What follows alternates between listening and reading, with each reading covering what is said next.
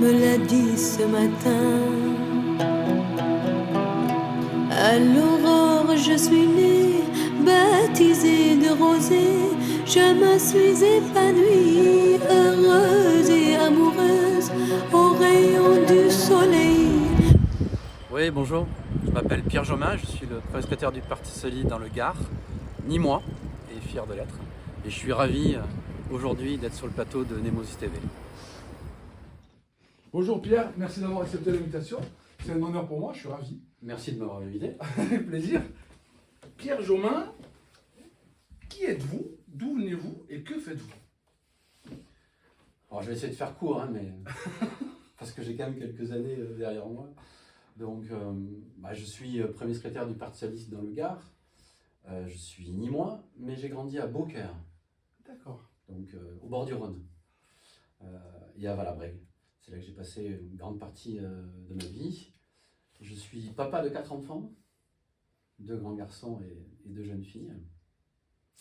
Et je travaille par ailleurs dans la protection de l'environnement et la protection de la biodiversité et des traditions en Camargue, puisque je dirige le syndicat mixte de la Camargue ardoise.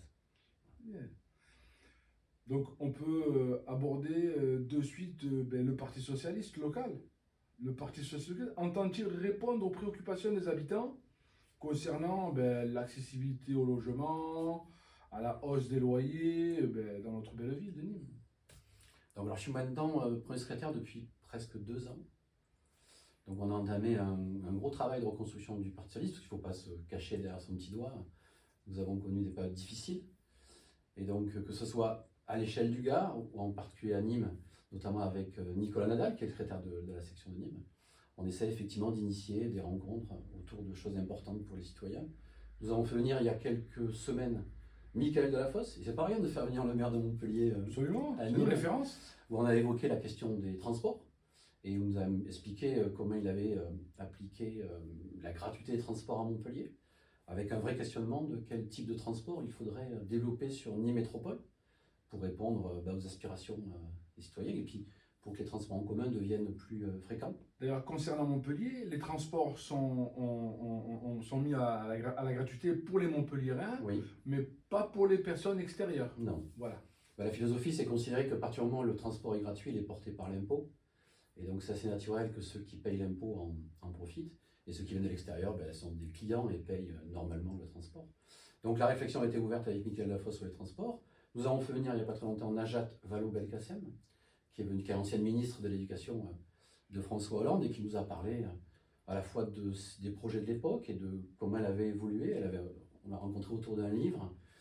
Et ce qui est intéressant, parce que ça vient recroiser la question que vous posez sur comment on prend aussi la réalité sociale d'une ville, d'un quartier, d'une carte scolaire, pour faire évoluer les choses. Comment on mixe les publics, comment on réussit à avoir des établissements qui ressemblent à la vie, avec des gens différents, où les enfants apprennent à vivre avec les différences des autres, et s'éduquent et grandissent comme cela, pour éviter des écoles ghetto, des quartiers ghetto, où nous serions les uns et les autres simplement avec les gens qui nous ressemblent.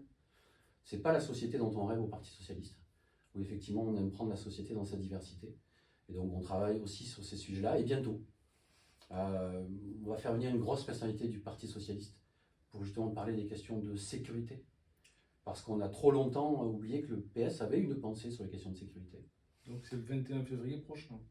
Alors la date n'est pas encore fixée. Je faisais référence à Bernard Cazeneuve. Oui, mais je ne faisais pas allusion à ça, parce que Bernard Cazeneuve n'est pas membre du Parti socialiste. Bon, ça reste une personnalité très intéressante, mais il n'est pas membre du Parti socialiste. Non, je pensais bien à quelqu'un d'autre, mais je vous le dirai quand les choses seront fixées.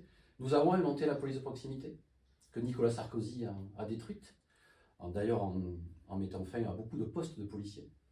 Je pense que ce n'est pas antinomique d'avoir une police au contact de la population et une police qui sait faire son travail de répression quand c'est indispensable, et on le sait.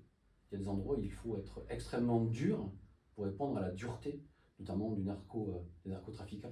D'ailleurs, c'était la question qu'on allait y venir. Le PS prévoit-il des initiatives concrètes pour lutter contre la criminalité nîmoise? Mais il le faudra, c'est indispensable quand on voit aujourd'hui le niveau de violence qui a été atteint, le niveau d'armement aussi qu'il y a parfois. Je faisais allusion tout à l'heure à Michael Delafosse qui a aussi lancé une grande bataille sur Montpellier sur ces questions-là. Il faudra la mener à Nîmes. Ça nécessite de la concertation avec tous les acteurs. Et je pense que ce qui pêche aujourd'hui à Nîmes, c'est que je pense que tous les acteurs ne se parlent pas assez. Entre la politique de la ville, entre les services de l'État, contrairement à ce qu'on peut penser, le dialogue n'est pas aussi fécond que ça. Parce que dans un quartier, pour lutter contre la criminalité, il faut aussi s'arranger pour que les services publics soient présents et restent présents. Que ce soit le service public de la culture notamment. Et quand on ferme une médiathèque, qu'on espère la réouvrir, je pense que c'est aussi une rupture avec la population. Les questions de sécurité ne passent pas seulement par la répression, ça passe aussi par des travailleurs sociaux, des personnes dans la rue qui sont au contact, au dialogue, et avec la capacité à démontrer que la collectivité, elle sait discuter avec tout le monde, y compris avec les jeunes, quand on pense que c'est impossible. Et nous, au Parti socialiste, on pense que rien comme situation n'est acquise et que tout le monde peut grandir, tout le monde peut évoluer, et tout le monde peut reprendre un droit chemin. Donc ça demande un travail minutieux, humble, et on est en mesure de le faire. Donc on organisera des rencontres pour discuter sur le fond, et on ira au contact de la population Pour soutenir la création d'emplois durables, de qualité, notamment pour les jeunes et pour les personnes en reconversion professionnelle, qu'est-ce que vous proposez? Je pense qu'il y a un des enjeux majeurs de l'époque dans laquelle nous vivons, c'est comment on transforme la transition énergétique, comment on transforme l'acclimatation aux nouvelles contraintes de l'environnement pour une mutation de notre économie. Et aujourd'hui, j'ai le sentiment qu'on est encore sur de vieilles recettes autour de zones d'activité. Quand nous accéderons au pouvoir dans cette ville et dans cette agglomération, il s'agira de mettre en place un grand projet de rénovation des logements, un grand projet de verdissement, un grand projet autour des transports, on en parlait à l'instant. Et il sera nécessaire que cette transition presque de civilisation, tout en concertation avec la population, bien évidemment. Indispensable, avec les employeurs, parce que naturellement, il est hors de question d'imaginer qu'on puisse faire un grand plan de développement économique sans prendre en compte les contraintes des entreprises. Et elles sont réelles, elles n'ont pas le même calendrier, pas les mêmes contraintes que les collectivités locales. Et pour réussir un développement économique, il faut avoir un dialogue fécond avec les entrepreneurs, quels qu'ils soient. Les auto-entrepreneurs, qui sont de plus en plus nombreux, qui créent leur propre emploi et qui sont souvent en difficulté. Est-ce qu'aujourd'hui, il y a suffisamment d'infrastructures pour accueillir les auto-entrepreneurs? Et puis les entreprises plus classiques, les PME. Il y a un enjeu autour de la réindustrialisation de notre territoire, avec des industries plutôt liées à la transition de cette nouvelle époque économique. Il faut qu'on travaille avec eux, avec la chambre de commerce, avec la chambre des métiers. Je pense qu'il faut redonner une place prépondérante aux artisans. Cette ville a donné de beaux morceaux aux promoteurs. Il est temps de travailler avec les artisans. Il faudra rénover beaucoup de quartiers à Nîmes, beaucoup de logements à Nîmes, que ce soit dans le logement social, mais pas seulement. Beaucoup de petits propriétaires sont en difficulté pour faire muter leur logement. Il faudra les aider, tous. Donc ça, c'est un plan ambitieux qui prendra plusieurs années, mais sur lequel il faut que la collectivité soit extrêmement volontaire. Parce que tant qu'on n'a pas un logement de qualité, il est extrêmement difficile de pouvoir vivre dignement. Et il y a encore beaucoup trop dans cette ville de logements indignes, et c'est quand même compliqué, à la fois par rapport à ses enfants, par rapport à la capacité à se projeter dans l'avenir, de le faire quand on vit dans des conditions mauvaises. Pierre, dernière question, si tu avais un message à transmettre aux Nîmoises et aux Nîmois, ça serait quoi? Il faut garder espoir dans la politique. Les forces de gauche à Nîmes sont en train de s'organiser dans un climat fraternel et loyal pour porter à terme un projet pour Nîmes et son agglomération. Moi, je suis très optimiste. Je pense que même si la situation est très difficile, et pour certains extrêmement difficile, je pense qu'il faut garder espoir dans la capacité dans des hommes et des femmes politiques pour organiser cela. Et c'est ce que nous sommes en train de construire à gauche, notamment avec Vincent Bouget, qui n'est pas encore aujourd'hui candidat. Nous avons fait mardi dernier une belle et grande réunion publique, justement pour donner la parole aux Nîmois, parce qu'on considère que cette parole, ce dialogue-là avec les Nîmois, il a été un peu rompu, que certains se sont installés dans leur tour d'ivoire et ont pris de la distance par rapport aux Nîmois. On réinstaure le dialogue, on les a interrogés autour d'un petit film, ils se projettent, ils disent tout ce qu'ils pensent du regard qu'ils portent sur Nîmes et de vers où Nîmes devrait aller.